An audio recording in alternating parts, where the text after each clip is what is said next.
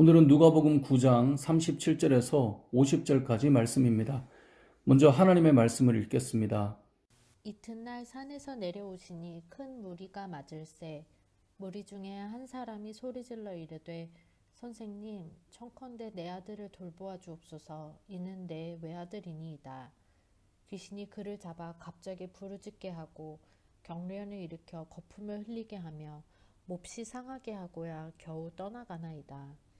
당신의 제자들에게 내쫓아 주기를 구하였으나 그들이 능히 못하더이다. 예수께서 대답하여 이르시되 믿음이 없고 패역한 세대여, 내가 얼마나 너희와 함께 있으며 너희에게 참으리오. 내 아들을 이리로 데리고 오라 하시니 올 때에 귀신이 그를 거꾸러뜨리고 심한 경련을 일으키게 하는지라. 예수께서 더러운 귀신을 꾸짖으시고 아이를 낫게 하사 그 아버지에게 도로 주시니 사람들이 다 하나님의 위엄에 놀라니라. 그들이 다 그 행하시는 모든 일을 놀랍게 여길세 예수께서 제자들에게 이르시되 이 말을 너희 귀에 담아두라. 인자가 장차 사람들의 손에 넘겨지리라 하시되 그들이 이 말씀을 알지 못하니 이는 그들로 깨닫지 못하게 숨긴 바 되었음이라. 또 그들은 이 말씀을 묻기도 두려워하더라. 제자 중에서 누가 크냐 하는 변론이 일어나니 예수께서 그 마음에 변론하는 것을 아시고 어린 아이 하나를 데려다가 자기 곁에 세우시고 그들에게 이르시되 누구든지 내 이름으로 이런 어린 아이를 영접하면 곧 나를 영접함이요 또 누구든지 나를 영접하면 곧 나를 보내신 이를 영접함이라. 너희 모든 사람 중에 가장 작은 그가 큰 자니라. 요한이 여짜오되 주여, 어떤 사람이 주의 이름으로 귀신을 내쫓는 것을 우리가 보고 우리와 함께 따르지 아니하므로 금하였나이다. 예수께서 이르시되 금하지 말라. 너희를 반대하지 않는 자는 너희를 위하는 자니라 하시니라. 예수님께서 산에서 기도하고 내려오셨는데 내려와 보니 큰 무리가 모여 있고 시끌시끌했습니다. 그리고 그중 한 사람이 소리질러 예수님께 외쳤습니다. 내 아들, 내 귀한 외동아들 좀 고쳐주십시오. 아들이 귀신에 들려 소리를 지르고 때로는 경련을 일으키고 때로는 거품을 물고 쓰러집니다. 그러다가 어느새 잠잠해서 괜찮은가 하면 이런 일이 계속 반복되는 거예요. 그래서 예수님께 왔는데요.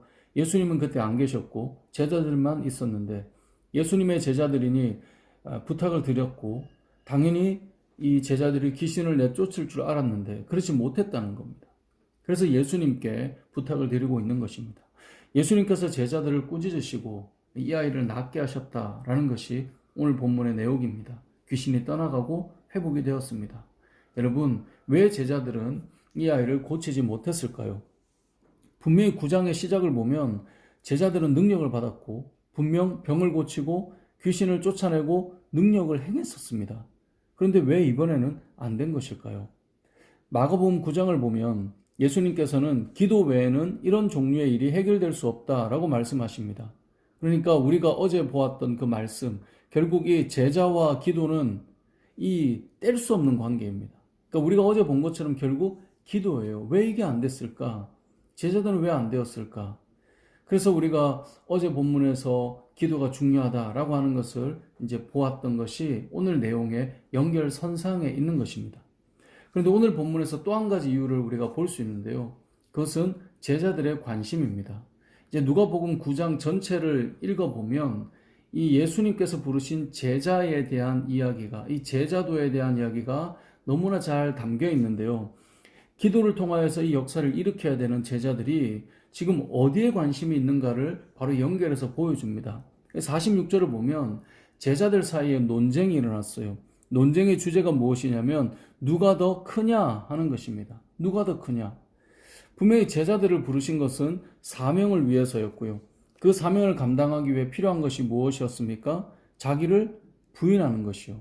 그래서 자기를 부인하고 자기 십자가를 지는 것이 이 사명자로서 사역자로서의 자세였잖아요.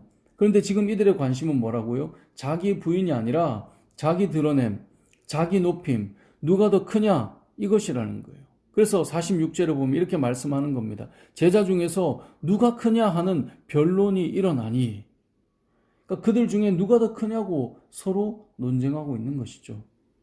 자, 이러한 관심을 가진 사람, 정말 그들에게 보내진 영혼을 치유하지 못하고 회복되지 못한 것에 대한 그 관심이 아니라 지금 누가 더 크냐, 이것이 이들의 지금 관심에 집중되어 있는 것입니다.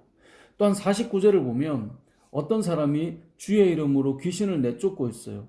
근데 그 사람이 지금 우리와 함께 가고 있는 자가 아니에요. 그래서 제자들이 생각해요.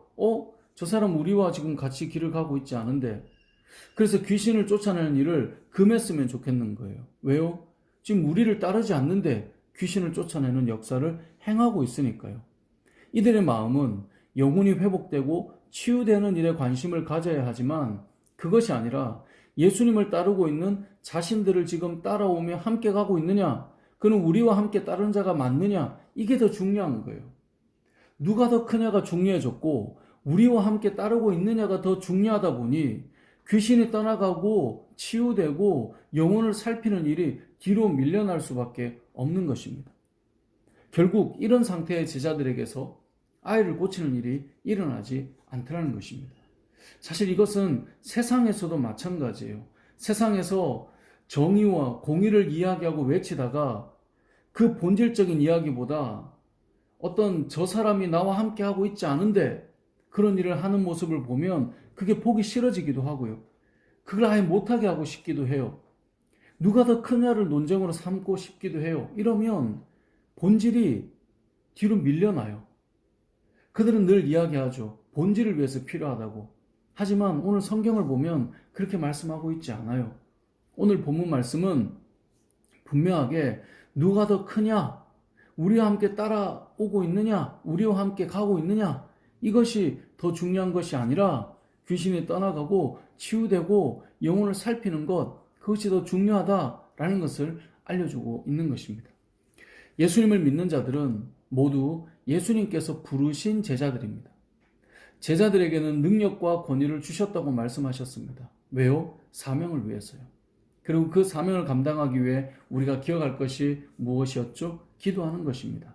그리고 누가 더 크냐가 아니라 자기를 부인하고 십자가를 지며 어린아이처럼 작은 영혼 한 영혼이라도 품을 수 있는 것이 진정 큰 자가 될 것이며 또 우리와 함께 따르는 자가 본질이 아니라 주님의 이름으로 하나님 나라를 세워가고 있는가가 우리가 기억해야 할 가치라는 것입니다.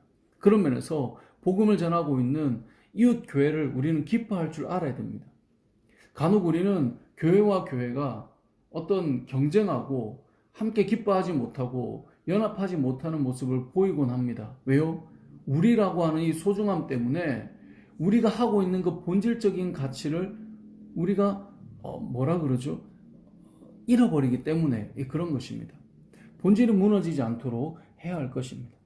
말씀을 맺겠습니다. 주님께서 부르신 제자들을 통해 하나님 나라는 세워져 왔습니다. 그리고 지금 이 시대에도 저와 여러분을 통해 수많은 영혼들이 회복되고 치유되며 하나님 나라를 경험하게 될 것입니다. 그러기 위해서 우리에게 필요한 것은 기도입니다. 여러분, 기도하셔야 됩니다. 기도를 통해 여러분에게 부여하신 그 능력과 권위가 회복될 것입니다. 기도하십시오. 하나님께 나오십시오. 그리고 누가 큰 자인가 비교하고 나를 높이는 것이 우리 핵심이 아니라 자기를 부인하고 지극히 작은 영혼을 품을 수 있는 우리가 되어야 할 것입니다. 그리고 우리 안에 소속되어 있느냐라고 하는 것보다 선한 일을 행하는 자들의 삶을 미워하고 또 멈추게 하는 자가 아니라 주의 이름으로 동일한 하나님 나라를 세워가는 그들의 모습을 우리가 기뻐하며 함께 가고 있는 그들을 우리가 즐거워하며 주님께서 우리에게 맡기신 삶을 또 사역을 감당하며 나아가는 저와 여러분 되시길 주님의 이름으로 축복합니다. 아멘.